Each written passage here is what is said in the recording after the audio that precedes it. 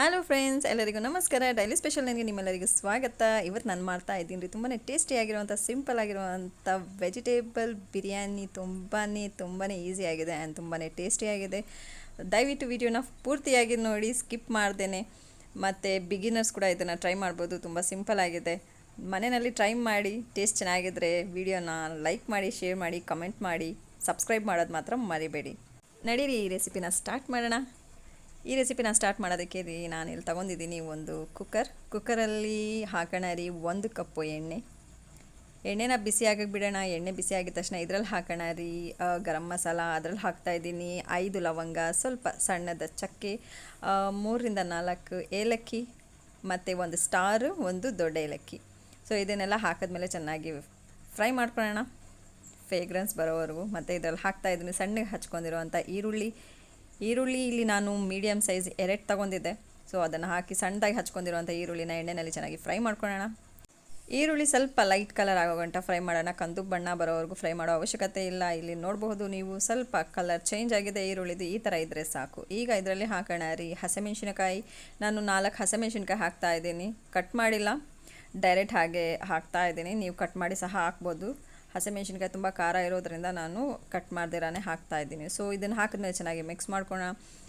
ಇದೆಲ್ಲ ಹಾಕಿದ್ಮೇಲೆ ಚೆನ್ನಾಗಿ ಫ್ರೈ ಆಗಿದೆ ರೀ. ಈಗ ಇದರಲ್ಲಿ ಹಾಕೋಣ ರೀ 1 ಚಮಚ ಬೆಳ್ಳುಳ್ಳಿ ಶುಂಠಿ ಪೇಸ್ಟ್ ಹಾಕಿದ್ಮೇಲೆ ಇದನ್ನು ಮಸಾಲೆಗಳ ಜೊತೆ ಚೆನ್ನಾಗಿ ಫ್ರೈ ಮಾಡ್ಕೊಳ್ಳೋಣ. ಹಸಿ ವಾಸನೆ ಹೋಗೋವರೆಗೂ ಚೆನ್ನಾಗಿ ಫ್ರೈ ಮಾಡಬೇಕು. ಬರೀ 2 ನಿಮಿಷ ಸಾಕು ಫ್ರೈ ಆಗೋದಕ್ಕೆ. ಈಗ ಇದರಲ್ಲಿ ಹಾಕೋಣ ರೀ 1 ಟೀ ಸ್ಪೂನ್ ಧನಿಯಾ ಪುಡಿ, 1 ಟೀ ಸ್ಪೂನ್ ಖಾರ ಪುಡಿ, ಸ್ವಲ್ಪ ಅರಿಶಿನ ಪುಡಿ. ಈಗ ಹಾಕೋಣ ಸ್ವಲ್ಪ ಕಸ್ತೂರಿ ಮೇಥಿ, ಡ್ರೈ ಕಸ್ತೂರಿ ಮೇಥಿ ಯೂಸ್ ಮಾಡ್ತಾ ಇದ್ದೀನಿ. ಸೊ ಇದನ್ನೆಲ್ಲ ಹಾಕಿದ್ಮೇಲೆ ಚೆನ್ನಾಗಿ ಫ್ರೈ ಮಾಡ್ಕೊಳ್ಳೋಣ. ಗ್ಯಾಸ್ ಫ್ಲೇಮ್ನ ಲೋ ಅಲ್ಲಿಕ್ಕಿ ಫ್ರೈ ಮಾಡ್ಕೊಡಿ, ಇಲ್ಲಾಂದರೆ ಮಸಾಲೆ ಎಲ್ಲ ಸುಡೋ ಚಾನ್ಸಸ್ ಇರುತ್ತೆ. ಸೊ ಇದೆಲ್ಲ ಫ್ರೈ ಆಗಿದೆ. ಈಗ ಇದರಲ್ಲಿ ಹಾಕೋಣ ರೀ ಸಣ್ಣಗೆ ಹಚ್ಕೊಂಡಿರುವಂಥ ಟೊಮೆಟೊ. ನಾನು 3 ಟೊಮೆಟೊ ತೊಗೊಂಡಿದ್ದೆ ಸಣ್ಣ ಸೈಜ್ದು.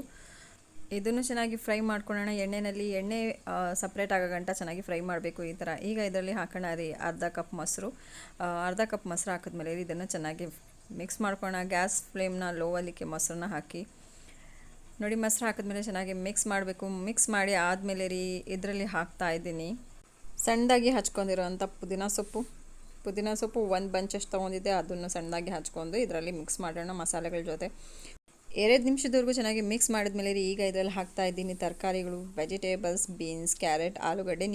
ನಿಮ್ಗೆ ಯಾವ ವೆಜಿಟೇಬಲ್ ಇಷ್ಟ ಆಗುತ್ತೋ ಆ ವೆಜಿಟೇಬಲ್ ಹಾಕ್ಬೋದು. ಬಟಾಣಿ ಹಾಕ್ಬೋದು, ಗೋಬಿ ಸಹ ಹಾಕ್ಬೋದು, ಹೂಕೋಸು, ಮತ್ತು ಇದರಲ್ಲಿ ಬೇರೆ ಕ್ಯಾಪ್ಸಿಕಮ್ ಸಹ ಇದರಲ್ಲಿ ನೀವು ಯೂಸ್ ಮಾಡ್ಬೋದು, ಮಶ್ರೂಮ್ ಸಹ ಯೂಸ್ ಮಾಡ್ಬೋದು. ಬಟ್ ನಾನಿಲ್ಲಿ ನನ್ನ ಹತ್ರ ಇದ್ದಿದ್ದ ತರಕಾರಿಗಳನ್ನ ಹಾಕಿ ಅಡುಗೆನ ಮಾಡ್ತಾ ಇರೋದು. ಸೊ ಇದರಲ್ಲಿ ತರಕಾರಿ ಹಾಕಿದ್ಮೇಲೆ ಹಾಕ್ತಾಯಿದ್ದೀನಿ ರೀ 1 ಚಮಚ ಉಪ್ಪು. ರುಚಿಗೆ ತಕ್ಕಷ್ಟು ಉಪ್ಪು ನೀವು ಯೂಸ್ ಮಾಡ್ಬೋದು. ನಾನಿಲ್ಲಿ 1 ಟೀ ಸ್ಪೂನ್ ಯೂಸ್ ಮಾಡ್ತಾಯಿದ್ದೀನಿ. ಈಗ ನಾನು 1 ಕಪ್ ಅಕ್ಕಿ ತೊಗೊಂಡಿದ್ದೆ. ಸೊ 1 ಕಪ್ ಅಕ್ಕಿಗೆ 2 ಕಪ್ ನೀರು ಹಾಕ್ತಾಯಿದ್ದೀನಿ. ಕಪ್ ಅಂತಂದರೆ ಟೀ ಕಪ್ಪಲ್ಲ, ಗ್ಲಾಸು. ಸೊ 2 ಗ್ಲಾಸ್ ನೀರು ಹಾಕಿದ್ಮೇಲೆ ಚೆನ್ನಾಗಿ ಬಾಯ್ಲ್ ಬರಬೇಕು. ಈ ಥರ ಬಾಯ್ಲ್ ಬಂದಮೇಲೆ ಅಕ್ಕಿ ಹಾಕಿ, ಇಲ್ಲ ಅಂತಂದರೆ ಏನಾಗುತ್ತೆ ತರಕಾರಿ ಎಲ್ಲ ಬಂದು ಮೇಲೆ ನಿಂತ್ಕೊಂಡ್ಬಿಡುತ್ತೆ. ಸೊ ಮತ್ತು ಮಿಕ್ಸ್ ಮಾಡೋಕ್ಕೆ ಅನ್ನ ಎಲ್ಲ ಸ್ಮ್ಯಾಶ್ ಆಗೋಗುತ್ತೆ. ಸೊ ಈ ಥರ ಬಾಯ್ಲ್ ಬಂದಮೇಲೆ ಅಕ್ಕಿ ಹಾಕೋದ್ರಿಂದ ತರಕಾರಿ ಎಲ್ಲ ಕೆಳಗಡೆ ನೀಟಾಗಿ ಅನ್ನದಲ್ಲಿ ಮಿಕ್ಸ್ ಆಗಿರುತ್ತೆ. ಸೊ ಕುಕ್ಕರಲ್ಲಿ ನಾನು ಲಾಸ್ಟಲ್ಲಿ ತೋರಿಸ್ತೀನಿ ನಿಮಗೆ ಯಾವ ಥರ ತರಕಾರಿ ಎಲ್ಲ ಮೇಲೆ ಬಂದು ನಿಂತಿರುತ್ತೆ ಇಲ್ಲೋ ಅಂತ. ಸೊ ಬಾಯ್ಲ್ ಆಗಿದೆ. ಬಾಯ್ಲ್ ಆದಮೇಲೆ ರೀ ನಾನು 2 ವಿಷಲ್ ಕೊಡ್ತೀನಿ. 2 ವಿಷಲ್ ಆದಮೇಲೆ ನೋಡಬಹುದು ನೀವು ಎಷ್ಟು ಸೂಪರಾಗಿ ಬಂದಿದೆ ಅಡುಗೆ ಅಂತಂದರೆ. ಘಮ ಘಮ ಅಂತಾಯಿತು. ಸೊ ನೋಡ್ಬೋದು ಎಷ್ಟು ಏನಂತೀರಿ ಅದು ಸ್ಮೆಲ್ಲು ತುಂಬಾ ಸೂಪರಾಗಿದೆ. ತಿನ್ನೋರಂತೂ ಬಾಯಲ್ಲಿ ಹಾಗೆ ನೀರು ಸುರಿತಾ ಇರುತ್ತೆ, ಅಷ್ಟು ಟೇಸ್ಟಿಯಾಗಿರುತ್ತೆ ಈ ವೆಜಿಟೇಬಲ್ ಬಿರಿಯಾನಿ. Super tasty. ನಿಮಗೆ ಈ ವಿಡಿಯೋ ಇಷ್ಟ ಆದರೆ ದಯವಿಟ್ಟು ಮಾಡಿ ನನ್ನ ಚಾನಲ್ಗೆ ಸಬ್ಸ್ಕ್ರೈಬ್ ಮಾಡೋದು ಮಾತ್ರ ಮರಿಬೇಡಿ. ಇದೇ ಥರ ಸಿಂಪಲ್ ವೀಡಿಯೋಸ್ ಜೊತೆ ನಿಮಗೆ ಸಿಗ್ತೀನಿ. ಅಲ್ಲಿವರೆಗೂ ನೋಡ್ತಾ ಇರಿ ಡೈಲಿ ಸ್ಪೆಷಲ್ 9.